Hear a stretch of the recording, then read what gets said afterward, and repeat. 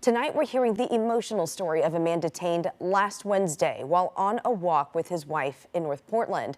Now to our Ariel Yakabazi. She is live at the ICE facility tonight. Ariel, that is the scene where we've seen protests for months now, but it's also where many people are still being taken in and processed.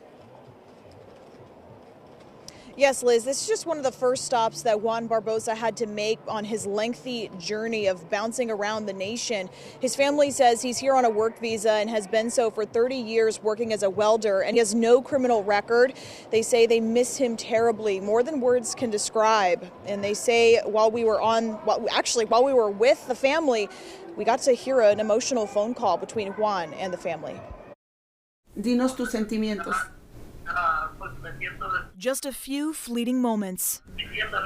Mm-hmm. That's all the Barbosa family can get with Juan since his arrest 1 week ago. He is a huge part of this family, and he has a lot of life in him. Orlando Buenrostro Barbosa is Juan's eldest daughter.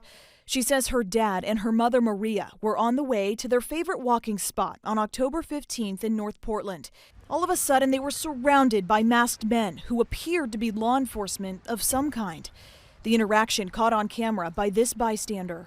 You need help?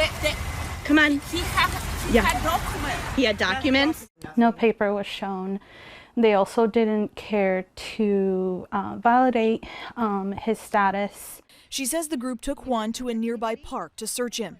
She says they didn't ask Juan for his work visa, not until he arrived at the South Portland ICE facility. The next morning, he was shipped to Tacoma, Washington. A few days later, Mesa, Arizona.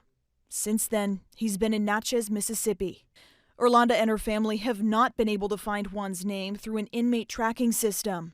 It's hard to understand why this is happening. Orlando and her family last saw Juan in Tacoma through glass. They've only been able to have brief phone calls with their father, much like this one, filled with emotion. Tienes que hablar, honey, okay? And who knows, they say, when they'll hear from him again. You don't know what's happening in those hours that you don't hear from him, so hearing from him is all we have right now. I love you, papi. Te amo mucho. I love you, abuelo.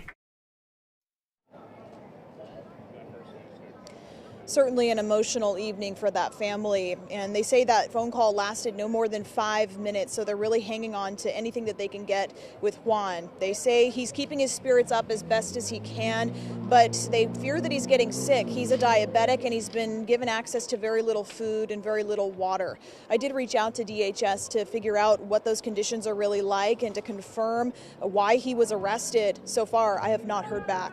Reporting live in South Portland tonight, Ariel Yakabazi, KOIN 6 News. Ariel, thank you.